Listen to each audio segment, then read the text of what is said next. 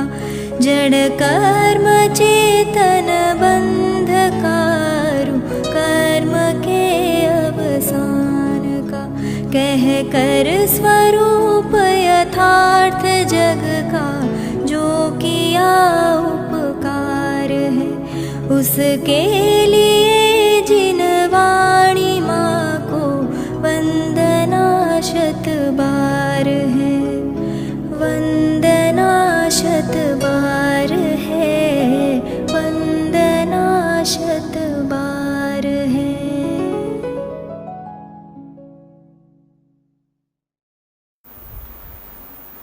ओम नमः सदेभ्यः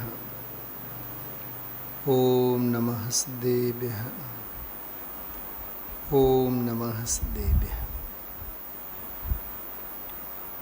नमः समयसाराय स्वानुभूत्या चकासते चित्स्वभावाय भावाय सर्वभावान्तरच्छिदे।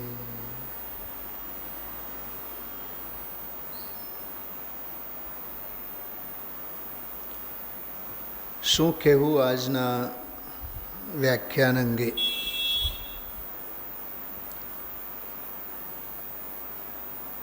જ્ઞાનમ પચ્છખાણમ, જ્ઞાન જ પ્રત્યાખ્યાન છે. પ્રત્યાખ્યાન શબ્દનો સામાન્ય અર્થ આપણી સમજણ મુજબ આપણે સૌ ત્યાગ કરીએ છીએ. શાસ્ત્રોમાં પણ આવે, સ્થાનકવાસી દેરાવાસીમાં બધેમાં પચકાન પચકાન પચકાન. કંઈક પચકાન કરવો, પચકાન રોજ લેવો. ઘણાયની તો જીવન પદ્ધતિમાં જ પચકાન શબ્દ વણાઈ ગયેલો હોય. જરીક કંઈક ભૂલ થાય તો કંઈક આપણે પચકાન લેવું. કાલે આપણે ઘણી વાત કરી છે, મીઠું નહીં ખાવું અને કેરી નહીં ખાવી અને આ નહીં કરવું અને ઓલું નહીં કરવું.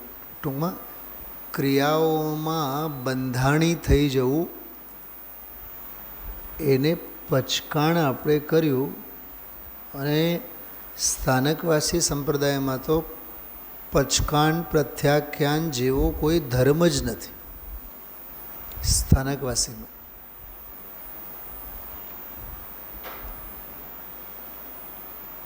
દેરાવાસીમાં તો ક્રિયાકાંડથી જીવ નવરો ન થાય. સ્થાનકવાસીઓમાં એ આલંબન નથી. બહારમાં એટલે અપાશ્રયો હોય એટલે સામાયિક પોહા પચકાણ. ઇન્દ્રભાઈ, એટલે દેરાવાસીઓએ પ્રતિમાઓ સ્થાપીને સોના ચાંદી મઢીને નાના પ્રકારના કર્મ દહન વિધાન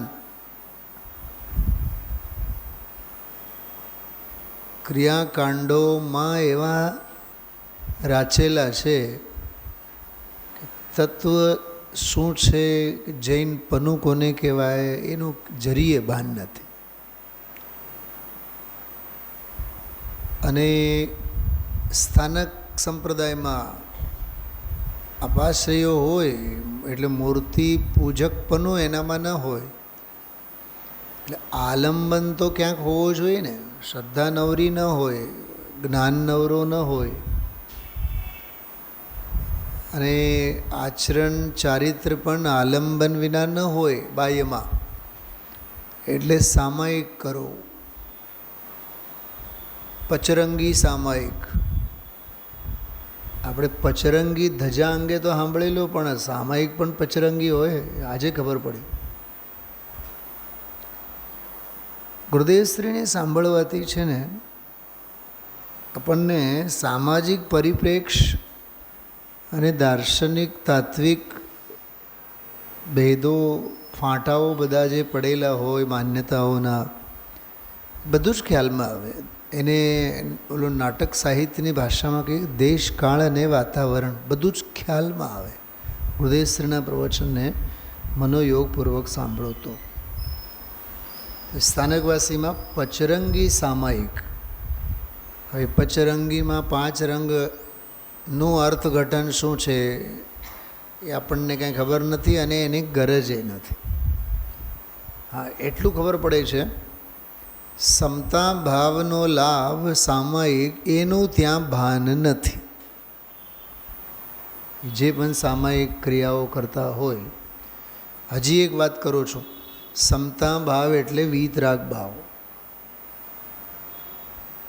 સમભાવ સામાયિક ભાવ એટલે શુભ ભાવ નહીં. ખ્યાલમાં એવું, સમતા ભાવ એટલે વીતરાગ ભાવ. વીતરાગ ભાવની પ્રાપ્તિ થવી સામાયિક શબ્દ છે ને. સંભાવ એક એટલે તે સંબંધી અયતિ ગચ્છતિ પ્રાપ્યતે. સમભાવની પ્રાપ્તિ થવી, સમતા ભાવનો લાભ થવો, એનું નામ સામાયિક.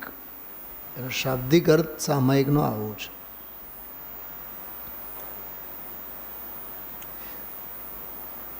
ત્યાગ સાથે એનો સંબંધ નથી, ગ્રહણ સાથે એનો સંબંધ છે. સામાયિકમાં છોડવા સાથે એનો સંબંધ નથી, જોડવા સાથે સંબંધ છે. ગ્રહણની મુખ્યતા છે એમાં, ત્યાગની વાત નથી સામાયિકમાં.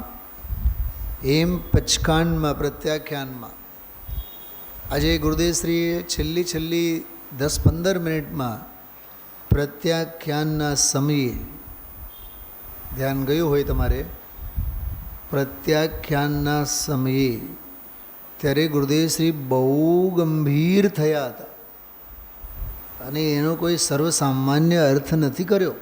એ હું 3 પ્રકરણ વાંચીને બતાવીશ. એમાં અસ્થિની મસ્તી કેવી ગુરુદેવશ્રીએ પોતે ખેલી છે. સ્વરૂપ ગ્રહણની મુખ્યતા છે એમાં, બરાબર. પછી વધીને તે કાળે રાગ પ્રગટ જ ન થયો, ઉત્પન્ન જ ન થાય, એનું નામ રાગનો ત્યાગ કર્યો એમ કહેવામાં આવે છે. આ તો વાત એવી જ થઈ. ઇન્દ્રભાઈને કોકે પૂછો, તમે કયા દેશનો ત્યાગ કર્યો છે? કે અમે સૌથી પહેલાં પાકિસ્તાનનો ત્યાગ કર્યો. પણ હાલ્યા તમે પાકિસ્તાનમાં તો જતા જ નથી ને, અમે હિન્દુસ્તાનમાં રહીએ છીએ ને. તો હિન્દુસ્તાનમાં અમે રહીએ છીએ તો પાકિસ્તાનનો ત્યાગ તો જો પાકિસ્તાનના ત્યાગ કરવા માટે પાકિસ્તાનમાં જવાની જરૂર નથી, હિન્દુસ્તાનમાં ચોંટીને રહો આપોઆપ.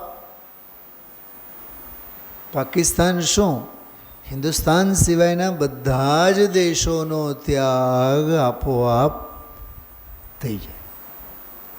ગ્રહણપૂર્વક ત્યાગ, આ સૂત્ર યાદ રાખજો. ગ્રહણપૂર્વક ત્યાગની વાત જીન ધર્મ કરે છે. એક વાત મારા ચિત્તમાં આવતી હતી, સૌથી પહેલાં કહું, ભૂલાઈ ન જાય. જૈન દર્શનમાં જે ત્યાગની વાત છે એવી ત્યાગની વાત બીજે ક્યાંય નથી. ત્યાગનો મહિમા જૈન દર્શનમાં જેટલો છે એટલો મહિમા અને એટલી ક્રિયાઓ પણ અન્યમાં ક્યાંય નથી. બરાબર? ત્રીજી વાત સાંભળો. અને જૈન દર્શનમાં કરવાને માટે ત્યાગ નામની કોઈ વસ્તુ નથી. શું કીધું હર્ષાબેન? પકડાય છે વાત? ફરીથી બોલું છું. ત્યાગનો મહિમા, ત્યાગની ક્રિયા, ત્યાગની વ્યાખ્યા, ત્યાગની સમજણ, ત્યાગનો ઉપદેશ જૈન દર્શનમાં જેટલી સ્તરે છે એટલી સ્તરે અને જે લેવલમાં છે એ લેવલમાં ક્યાંય નથી બીજે. બરાબર? અને ખરેખર કરવા માટે ત્યાગ નામની કોઈ વસ્તુ જૈન દર્શનમાં નથી. સમજાય તો સમજો. કરોડોનો દાન આપે અને તકતીએ ન છોડે એ ત્યાગ બાગની હું વાત નથી કરતો. આહારદાન, ઔષધદાન, અભયદાન, જ્ઞાનદાન, બોલો, ત્યાગ દાનના નામે પણ ત્યાગનો કેટલો મહિમા કરવામાં આવે છે. અચ્છા, ઉપવાસ આદિકમાં પણ રસ પરિત્યાગ છે કે નહીં? અંશન અમોદર્ય વૃત્તિ પરિસંખ્યાન, વૃત્તિઓને મર્યાદામાં લાવો, રસ પરિત્યાગ. અને આપણે મુનિચર્યામાં, સાધકની ચર્યામાં, અરે શ્રાવકોની ચર્યામાં એ આપણે ભોગી બુદ્ધિ છે ને, એટલે આપણને ખબર નથી. ભોગ વિલાસમાં આપણે એટલા રાચેલા છીએ એટલે આપણને ખબર નથી. 24 કલાક સંગતિ ભોગીઓની જ છે. આમ નજર નાખો તો કરોડપતિ, અને ઓમ નજર નાખો તો કરોડપતિ. તો લખપતિ શેમાં ખૂંચતો જાય? ભોગમાં જ ખૂંચતો જાય ને. એની પાસે 4 ગાડી છે, 2 જણા છે અને 4 ગાડી છે. તો આપણે પાસે 1 ગાડી હોય તો એ ગરીબડા લાગીએ આપણે. તો બાયડી માટે એક લઈ આવો. ભોગ બુદ્ધિમાં, ભોગની બાબતમાં આ જીવ દેખાદેખી કરે છે. એ મેન્ટેનન્સના નામે અને લાઈફસ્ટાઈલના નામે ઓની પાસે છે, આપણી પાસે નથી. બાજુવાળાને ત્યાં એસી આવી જાય તો આપણો પંખોય ગરમ પવન ફૂંકે, પછી એનાથી જ વર્ષો સુધી કામ ચાલતું હતું. પણ અંદર છોકરાઓ જીવા દે, બાયડી તો જીવા નહીં જ દે કોઈ પણ હાલતમાં. પાડોશી પુરાણ ચાલુ થઈ જાય, જો કેવું સરસ મજાનો 22,000માં લઈ આવ્યા છે, હપ્તેથી લઈ આવ્યા છે, 2,000 રૂપિયા ભરીને લઈ આવ્યા છે. પછી મને કીધું કે મારા ઓળખીતા જ છે, તો આપણને તો સાવ 21,000માં કંઈક આપવા તૈયાર છે, હાલો આપણે જઈએ. ભોગ સામગ્રીની બાબતમાં આને પાઠશાળાની જરૂર નથી, કેમ કે શ્રુત પરિચિત અને અનુભૂત અનાદિકાળથી છે. ચોથી ગાથા અથવા જીતેન્દ્રિય જીનવાળી 31મી ગાથાની ભાષામાં શરીરના ચિહ્નને પ્રાપ્ત એવા દ્રવ્યેન્દ્રિયોમાં, ખંડખંડરૂપ ભાવેન્દ્રિયોમાં અને એના નાના પ્રકારના વિષયોમાં અનાદિકાળથી ગાફેલ છે. ઇન્દ્રિય પ્રવૃત્તિપણું સેવ્યું છે, જીતેન્દ્રિયપણું સેવ્યું નથી. 31મી ગાથાની ભાષામાં કહીએ તો મોહને જીતવાપણું છે જ નહીં, તો જીતમોહી તો ક્યાંથી થાય? ખ્યાલમાં આવ્યો? મોહને ક્ષય કરવાનો ઉપાય તો કોઈ દી સમજો જ નથી. તો 33મી ગાથામાં પણ ક્યાં લાગુ પડે એને ક્ષીણ મોહીવાળો? મારો એક પ્રશ્ન છે, સૌથી પહેલા પ્રશ્ન પૂછું આના સંદર્ભમાં. 33 ગાથા પૂરી થઈ ગઈ ને, તો 33મી ગાથા કઈ હતી? ક્ષીણ મોહી જીન. હવે આપણા છાતી ઉપર હાથ મૂકીને વિચાર કરજો, ભગવાનની સામે ઊભો થઈને, કેટલો મોહ આપણા જીવનમાંથી છૂટ્યો? સ્વાતિબેન, આ પોથી પડવાથી કાંઈ નહીં થાય, આ ગ્રંથો વાંચવાથી કાંઈ નહીં થાય, વ્યાખ્યાનો સાંભળવાથી કાંઈ નહીં થાય. મારી પરિણતિમાં, મારી શ્રદ્ધામાં, સાહેબ સમજાય છે, મારા અભિપ્રાયમાં, મારી વૃત્તિમાં હવે ખરેખર શ્રદ્ધાના ધોરણે મોહ કેટલો છૂટ્યો?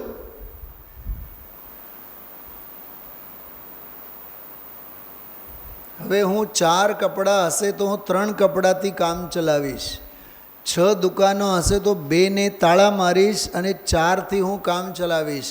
કેમ કે 4 દીકરા છે તો 4 ને 4 દુકાનો કાફી છે.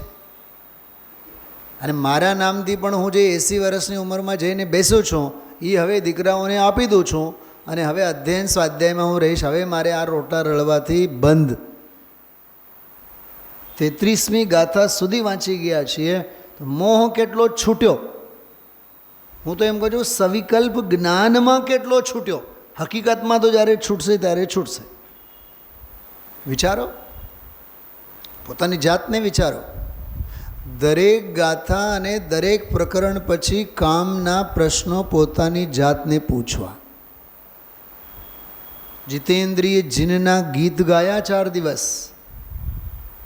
મારી ઇન્દ્રિયોની વાસના કેટલી ઘટી, મારો ઇન્દ્રિયોનો વિષય કેટલો છૂટ્યો, અતિન્દ્રિયપણું મારામાં કેટલું, એના સંસ્કારો કેટલા રેડાના. એમ દરેક પ્રકરણમાં પરિભાષા ઓછી વાંચવાની, પ્રયોગો ઝાઝા કરવા. શું કીધું? પરિભાષાઓ ગોખવાથી પંડિત થઈ જવાય, પણ પ્રયોગોમાં મૂકવાથી પરમાત્માનું બારણું ખુલ્લું થાય. તો નાણમ પચ્છખાણમ ગાથા. અચ્છા, બીજી વાત, આજની ગાથા અને આજનો પ્રવચન સાંભળીને તો ઘણાને તો બહુ મજા આવી હશે. કેવી ખબર?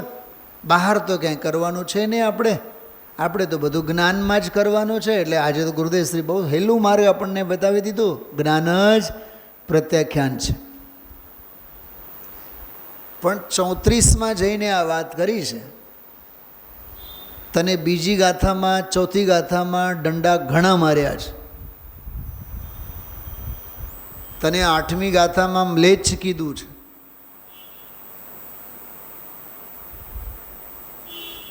21મી ગાથામાં આત્મઘાતી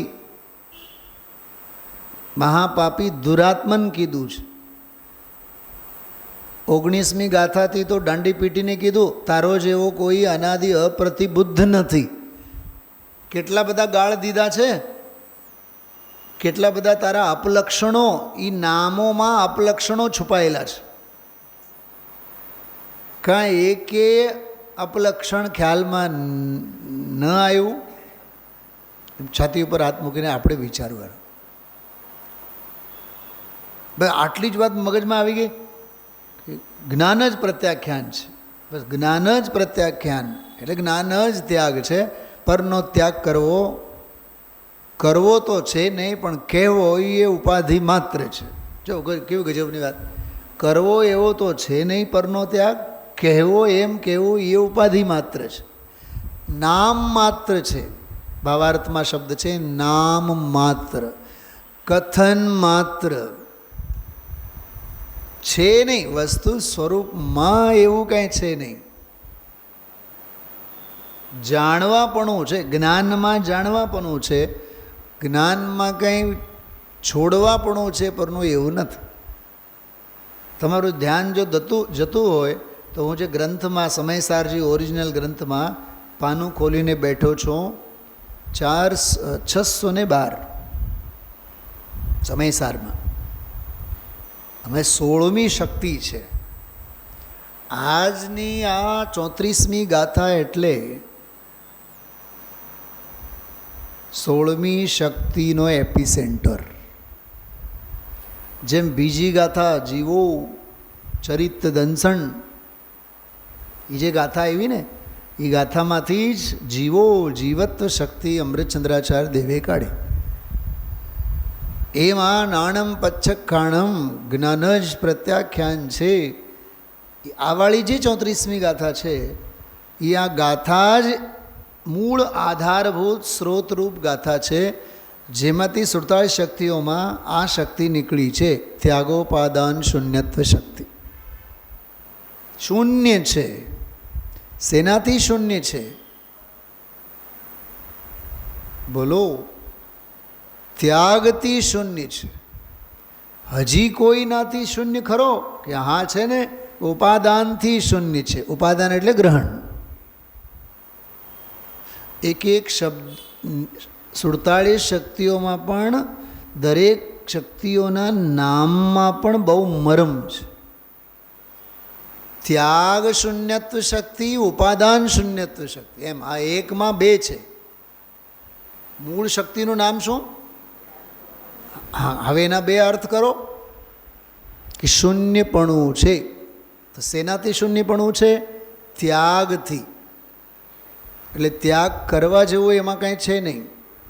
અચ્છા, ત્યાગ કરવા જેવું નથી તો ગ્રહણ કરવા લાયકપણું પણ એમાં કાંઈ નથી. પહેલાં એના ઉપર માથું મારો તો 34મી ગાથા સમજાય. એક વાત કહું, આપણે ત્યાગ ક્યારે કરીએ છીએ? જ્યારે આપણી પાસે ઝાઝું હોય. સીધી વાત. ખ્યાલમાં એવું?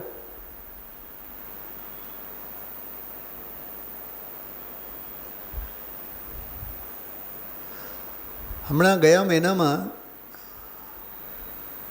પેટ્રોલ, ડીઝલ, સોનું, ચાંદી, મોદી સાહેબે કીધું કે ભાઈ સોનું નહીં ખરીદો, આપણે હવે વરસ દિવસ સુધી બધું, એટલે કેમ કે ભારતની, આપણા દેશની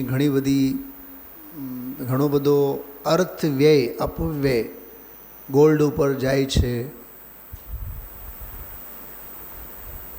તો બરોડાના એક વેપારી 900 કરોડ સોનાના વેપારી છે, એને 900 કરોડનું સોનું દેશના નામે પીએમના ભંડોળમાં જમા કરાવી દીધું. 900 કરોડ. એ જે મેં જ્યારે વાંચ્યું ત્યારે મારા મગજમાં એમ આવ્યું કે 900 કરોડનો એને આપ્યો તો એની પાસે કેટલું હશે? મારો પ્રશ્ન સમજાય છે? સીધી વાત છે ને. કોઈ દાનદાતાર કંઈક નાના મોટા કાર્યક્રમ હોય, ચલો મારા તરફથી 2 લાખ, મારા તરફથી 5 લાખ, એટલે દુનિયા સમજે તો ખરી જ ને, એની પાસે લાખો છે.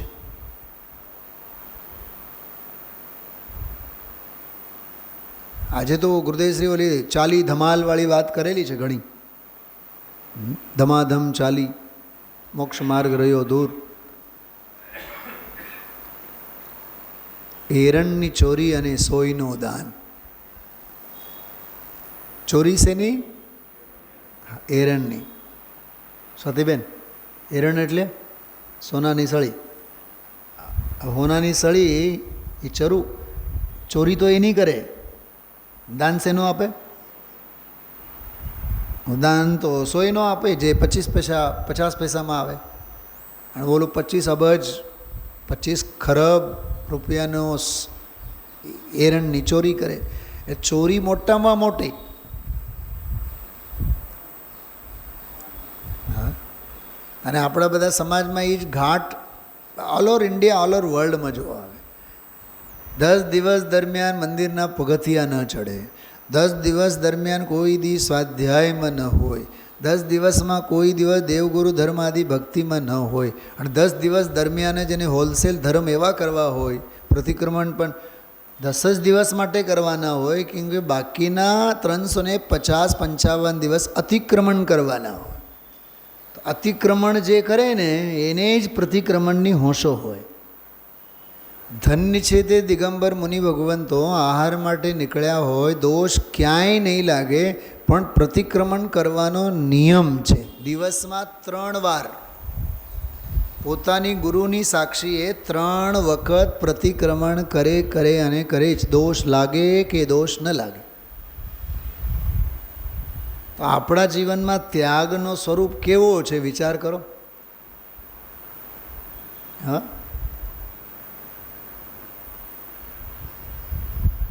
કોઈક ભયંકર ડાયાબિટીસવાળા હોય, 500 જેને હાઈફાઈ રહેતી હોય, ભરતકુમાર, એ કહે કે હવે આજની આ ચૌઘડીએથી હું લાડુનો મન વચન કાય કૃતકારી અનુમોદના સંદમ આરમ સમારમ 9 કોટીએ ત્યાગ કરું છું.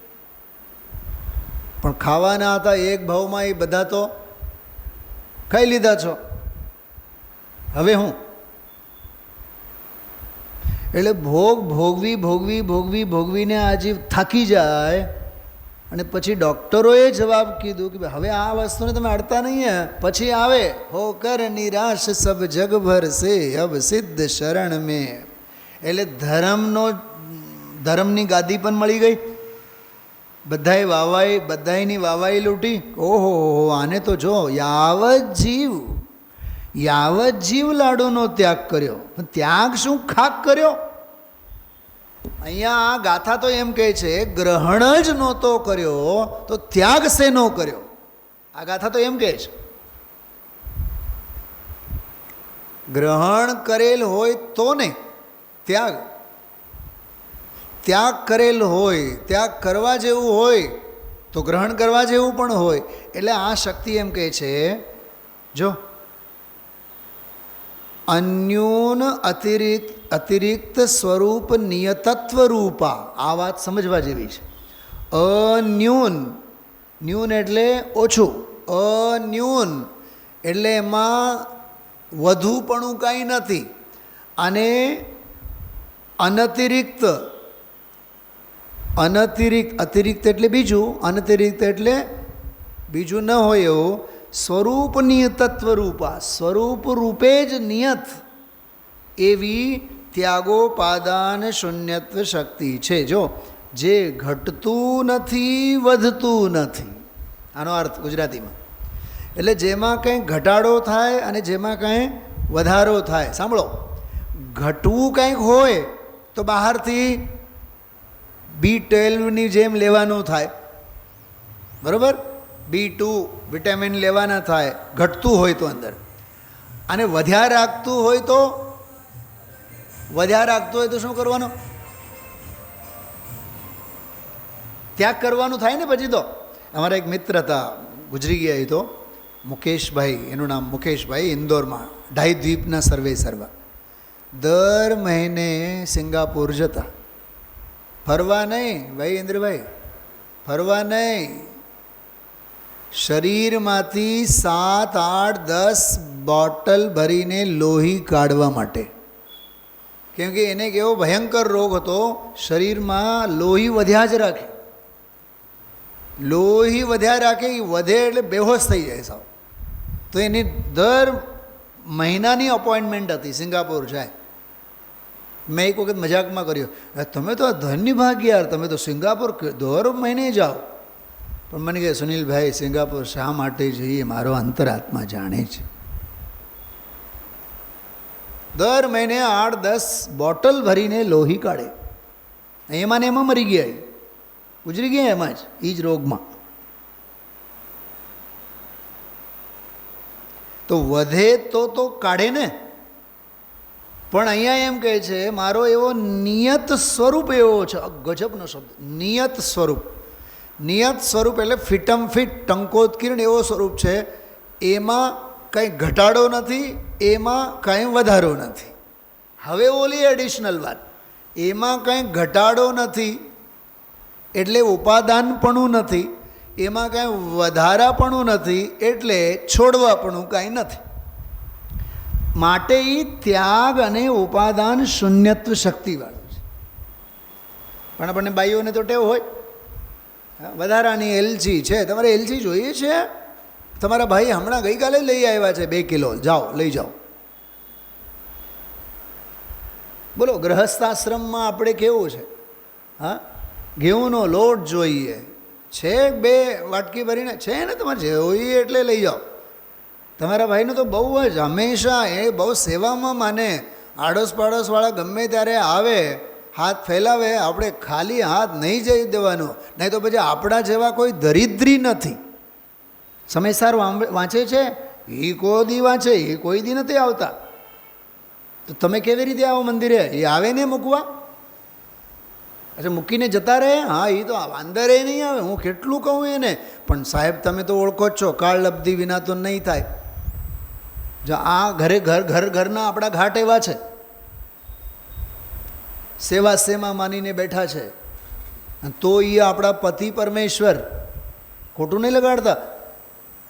તો એ આપણી એવી બાયડી જે આમાં સાથ ન આપે, તો એ આપણો પતિ પરમેશ્વર. કેમ? વિષય ભોગોમાં તો સાથ આપે છે, એટલે એ મારો વર. જે માત્ર વિષય ભોગોમાં આપણને સાથ આપે, સાધર્મી 3 કાળમાં ન હોય, એના જેવા વૈરી ન હોય, એ વૈરી છે. આ ભાવમાં મળેલો એ કમઠ કાં તો કમઠાની. જે મને ધર્મમાં સાથ આપે, તત્વની આરાધનામાં સાથ આપે, એ જ મારો સહધર્મી. ધર્મમાં સાથ આપે તે. ખ્યાલમાં આવ્યું? તો જ્ઞાન સ્વભાવ જ પોતે એવો નિયત છે. નિયત એટલે સુપ્રતિષ્ઠિત અને સુનિશ્ચિત છે. એમાં ત્યાગપણું કે ગ્રહણપણું કાંઈ છે. એટલે આ 34મી ગાથા એમ કહે છે, નાણમ પચ્છખાણમ. એક હજી બહુ માર્મિક વાત, 34મી ગાથામાં આવેલો નાણમ પચ્છખાનમ, એણે 31 અને 32મી ગાથામાં આવેલો શબ્દ નાણ સહાવાદિ મુણદી આદમ, એની સાથે પણ જોડવાનું. પસ્સધિ જીન શાસનમ 15મી 14મી ગાથા સાથે પણ જોડવાનું. છઠ્ઠી ગાથામાં પરદ્રવ્યોથી ભિન્ન ઉપાસવામાં આવતો એની સાથે પણ જોડવાનું. અને બીજી ગાથામાં અને ત્રીજી ગાથામાં પોતાના આત્મપ્રદેશોમાં રહેલો જે સ્વસમય સુંદર છે ત્રીજી ગાથા, અને સ્વસમય છે બીજી ગાથા, એની સાથે પણ જોડવાનું. એનું નામ નાણમ પચ્છખાણમ. શું કીધું? એનું નામ નાણમ પચ્છખાણમ. જ્ઞાન સ્વભાવે અધિક આત્માને જાણ્યું 31મી ગાથા. જ્ઞાન સ્વભાવે અધિક જાણ્યું એ 32મી ગાથા. એ આ જ નાણમ પચ્છખાણમ છે, પણ એને પ્રત્યાખ્યાન સ્વરૂપે 34મી ગાથામાં કીધું. 31-32મી ગાથામાં જ્ઞાન સ્વભાવે અધિક જાણે એમ કીધું. એ જાણે અને આ પ્રત્યાખ્યાન કાંઈ બે જુદા નથી. અબદ્ધ સ્પષ્ટ અનન્ય અવિશેષ 14મી 15મી ગાથામાં જે કીધું, ત્યાં જે કીધું કે જૈન દર્શનની અનુભૂતિ છે એ આ જ નાણમ પચ્છખાણમ. એ જ્ઞાન સ્વભાવે અધિક આત્માને જાણ્યો એ જ જૈન દર્શનની અનુભૂતિ. 14મી 15મી ગાથા, 31-32મી ગાથા, એ આ 34મી ગાથા નાણમ પચ્છખાણમ. અને પરદ્રવ્યોથી ભિન્ન ઉપાસવામાં આવતો જ્ઞાયક ભાવ એ છઠ્ઠી ગાથા. એ આ જ છે નાણમ પચ્છખાણમ.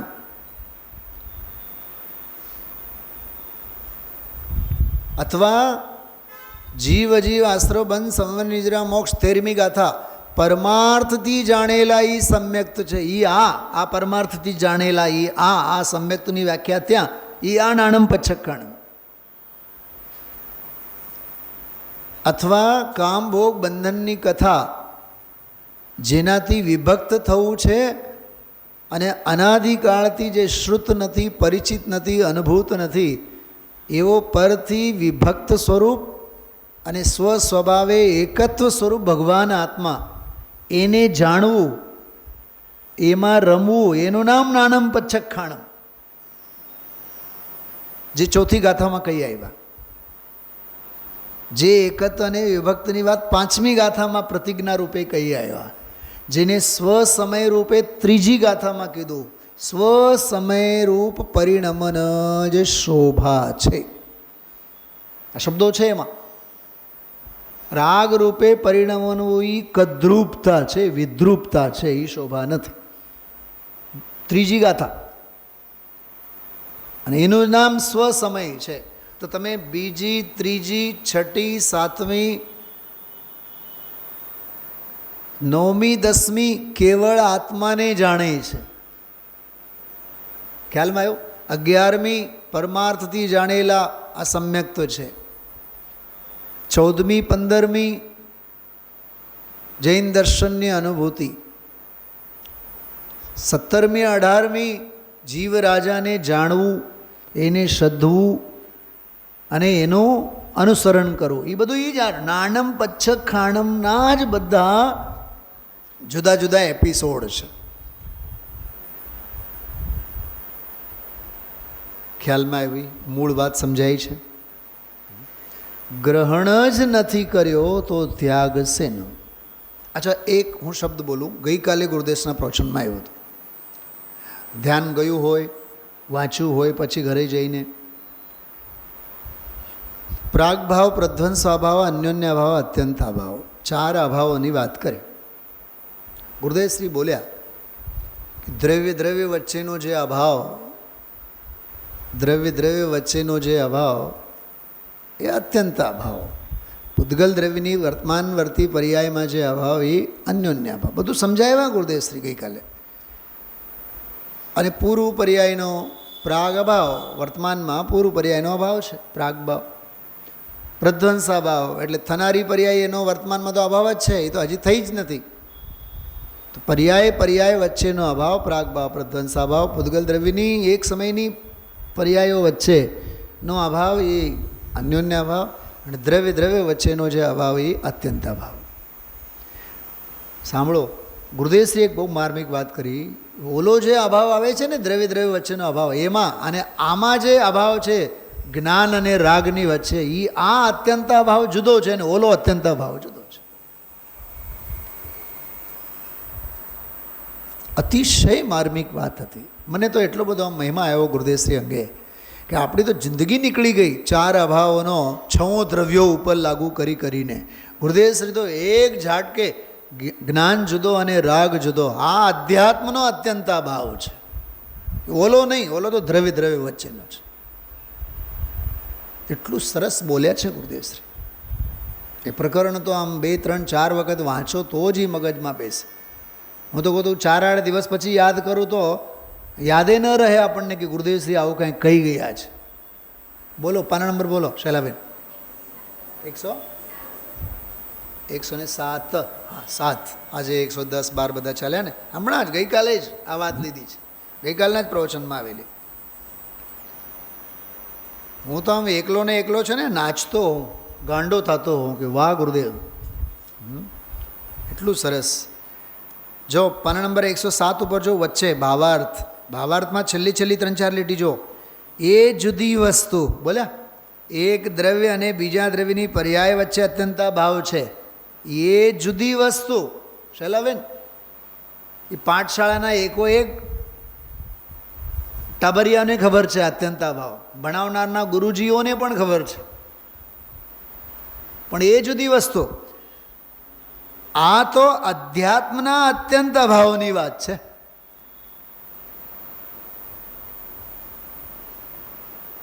શું કહે છે? આ તો અધ્યાત્મના અત્યંત અભાવની વાત છે.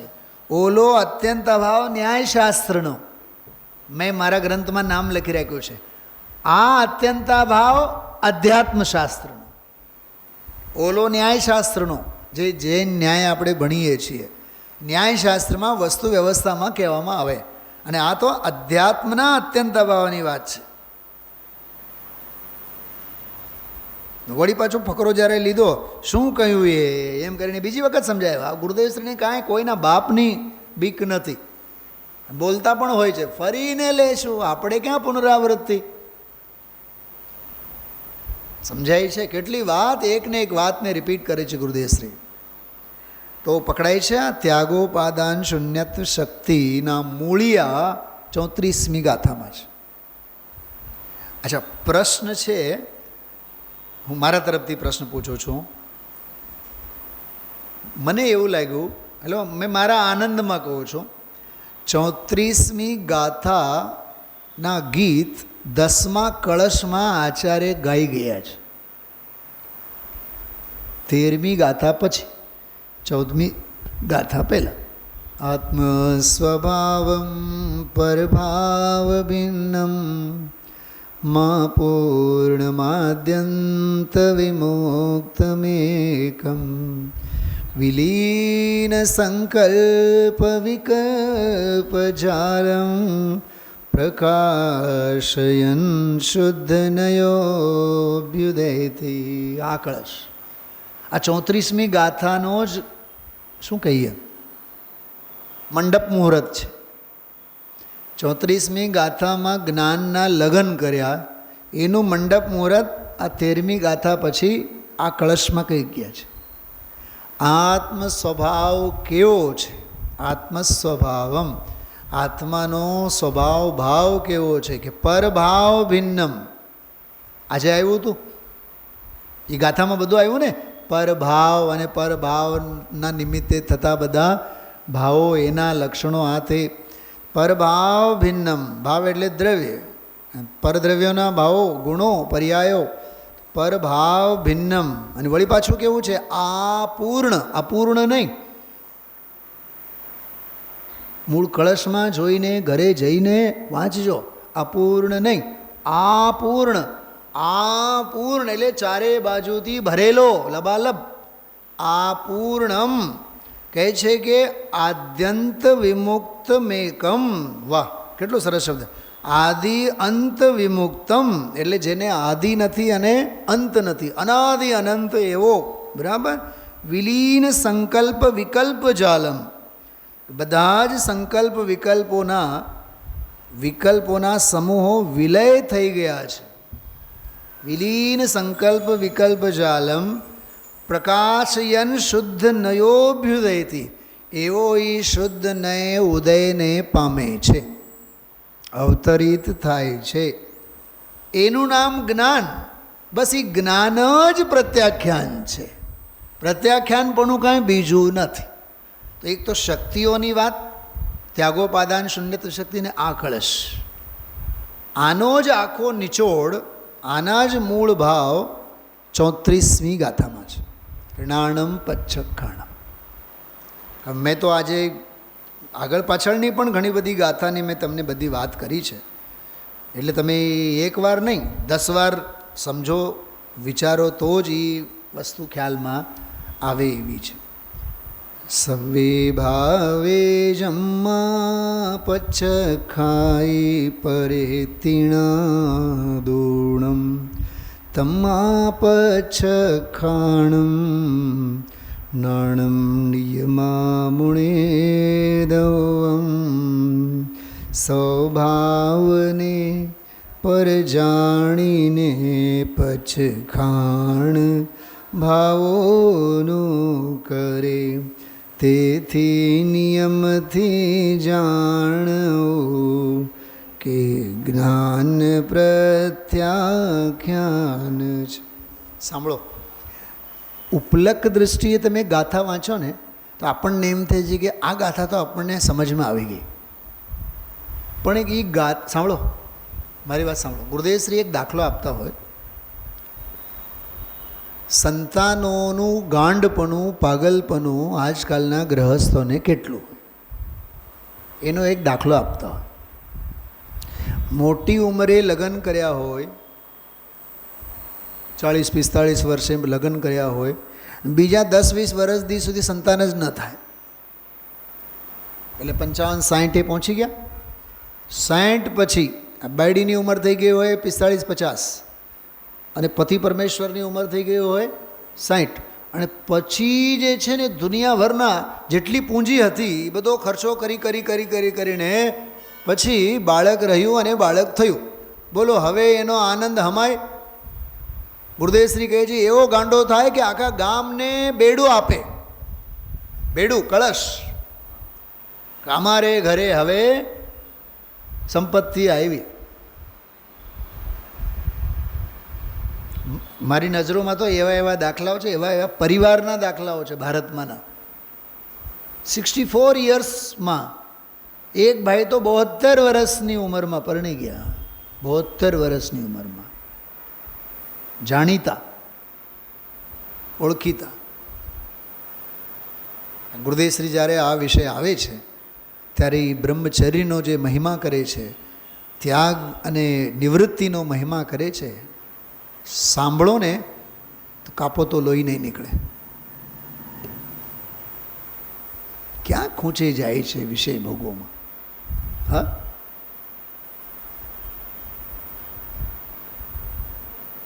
ઘણા એવા વૈધવ્ય દુઃખને એક્સિડેન્ટલ ઉદયની વિચિત્રતામાં ભોગવનારને ઘણા ખરા લોકો તમારી ઉંમર જ શું કહેવાય. આજકાલના દીકરા બીકરા કાંઈ હાચવે નહીં. તમે વિચારો, હજી તમારી ઉંમર નાની છે, તમે બીજા લગ્ન અંગે વિચારો. અરે બ્રહ્મચર્યની શિક્ષા આપો ને, અર્જિકા બનવાની વાત કરો ને, કે લગ્ન અંગે પ્રેરણા આપો. પોતે તો ખૂંચેલા જ છો અને સામેવાળાને પણ. અને કહેનારા પણ મને ખબર છે, અને એને કોને કીધું છે એનું ઇનામ મને ખબર છે. પણ આપણી આ ગણધરની ગાદીની મર્યાદા છે. અરે સમયસાર સાંભળનારને, તત્વને સાંભળનારને, હા, એવું ન હોય. એને ત્યાગ અને વૈરાગ્યની શિક્ષા, આ તત્વજ્ઞાનની શિક્ષા આપો. સવે ભાવે જમ્મા પચ્છખાઈ પરે તિણાદૂણમ. જો પરે તિણાદૂનમ, પર ઇતિણાદૂનમ, પર છે એમ જાણીને સવે ભાવે જમ્મા પચ્છખાઈ, સર્વે ભાવોને જેથી પચખે છે એટલે પ્રત્યાખ્યાન કરે છે. શબ્દ બહુ ગજબનો. પચખાઈ એટલે એને પ્રત્યાખ્યાતિ એટલે એને છોડે છે. કેમ છોડે છે? કેમ કે બીજું બધું પર જ છે. પરેતી નાદુણમ, પર છે એવું જાણીને એને પચખાન કરે છે. તો પચખાન કરે છે એના પહેલાં શું કર્યું એણે? બોલો. અચ્છા, જાણ્યું. કેવું જાણ્યું? પર છે એમ જાણ્યું ને, પર છે એમ જાણ્યું ને. તો આવું નહોતું જાણ્યું ત્યાં સુધી શું જાણ્યું હતું? એ મારું છે. તો જાણવામાં જ હતું ને કે મારું છે. પર નથી, મારું જ છે, હું જ છું. અહમિધિ અહકમ 19મી ગાથા. તો એ બધું જ્ઞાનને જ્ઞાનની દુનિયામાં જ હતું ને ઇન્દ્રભાઈ. અને હવે એને ખબર પડી, કેમ કે અનાદિ અપ્રતિબુદ્ધને 33મી ગાથા સુધી સમજાવ્યા ને. શરીર તું નથી, આત્મા તું નથી, તું આત્મા છે, શરીર તું નથી, શરીરનું તું કંઈ કરે એવું નથી.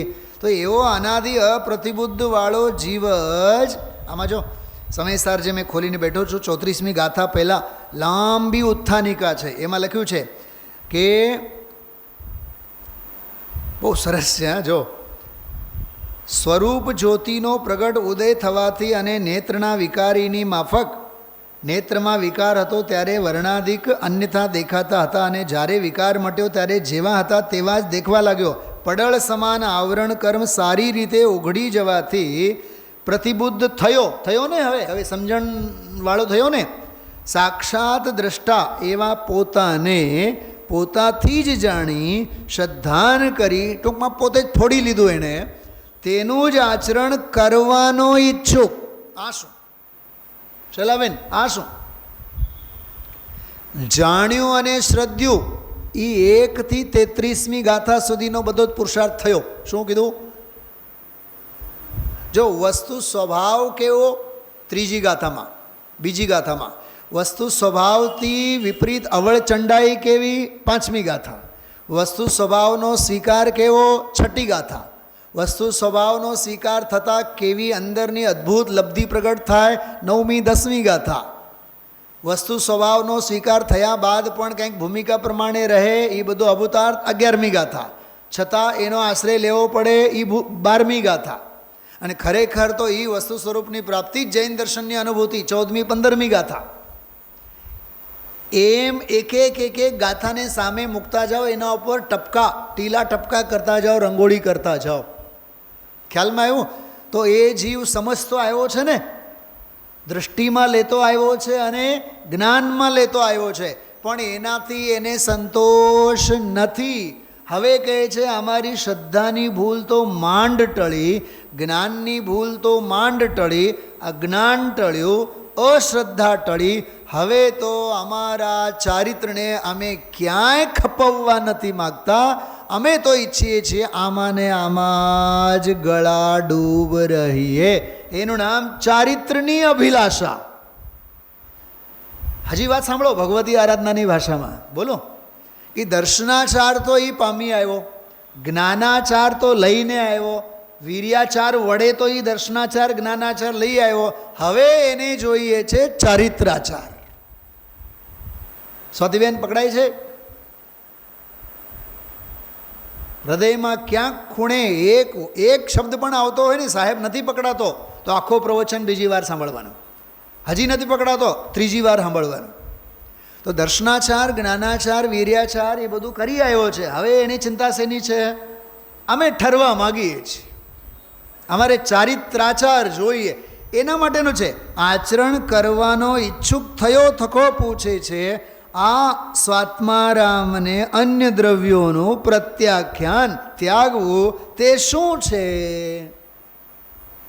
જ્ઞાનના પડકા પૂરા થયા, શ્રદ્ધાના પડકા પૂરા થયા. શ્રદ્ધાની વાત 13મીમાં સમજાવ્યા, 16મીમાં સમજાવ્યા, 16મીમાં તો દર્શન જ્ઞાન ચારિત્ર ત્રણેયને સમજાવ્યા. અને હવે કહે છે ભાઈ તારે જો કરવું હોય તો જ્ઞાનને પકડ.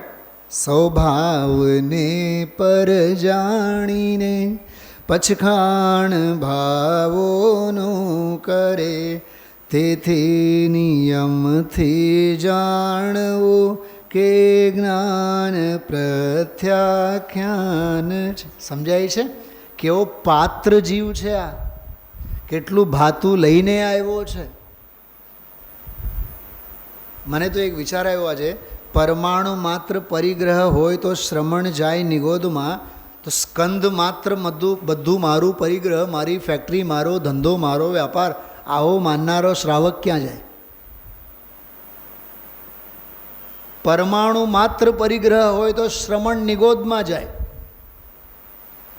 તો ગાડી અને બંગલા અને પ્રોપર્ટી બધું મારું, બધું મારું, બધું મારું, બધું મારું, એવો અહમપણો સ્કંધમાં લઈને બેઠા છે ગ્રસ્ત, એ ક્યાં જાય? વિચાર કરો. આ તો મોહના રાફડા ઉપર બેઠો છે, ભવના રાફડા ઉપર બેઠો છે. બોલો, તો પરમાણુ માત્ર પરિગ્રહ હોય તો શ્રમણ નિગોદમાં જાય. તો નિગોદ પછી તો બીજું તળિયું તો કાંઈ છે નહીં. વિચારજો આ વાત, ગુરુદેવશ્રી આજે વાત કરી છે. એટલે જ્ઞાન જ પ્રત્યાખ્યાન છે. ખાડો બહુ મોટો છે. આજે બોલ્યા પ્રત્યાખ્યાનનો ખાડો બહુ મોટો છે, પણ જ્ઞાનને જ્ઞાનમાં જ છે બધું. સમજાય છે? આત્મા જ દર્શન છે, આત્મા જ જ્ઞાન છે, આત્મા જ ચારિત્ર છે, આત્મા જ સંવર છે, અરે આત્મા જ ધ્યાન છે. એમ અહીંયા કહે છે જ્ઞાન જ પ્રત્યાખ્યાન છે. પરદ્રવ્યો સાથે દૂર દૂરના કાંઈ સંબંધ નથી. કેમ કે આ અધ્યાત્મ છે. અધ્યાત્મમાં આત્માની જ વાત હોય, આત્માને વળગીને જ વાત થાય. ઓમ નમઃ સદિવે.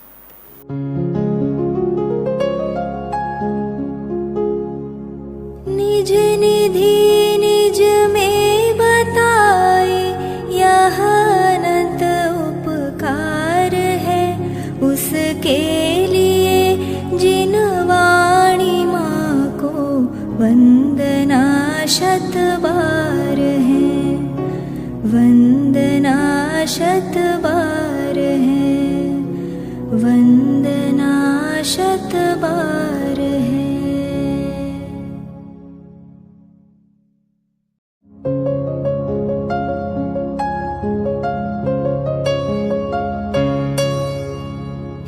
जिन वाणी भारती तो ही जपो दिन रैन, जो तेरी शरणा गहे सो पावे सुख चैन.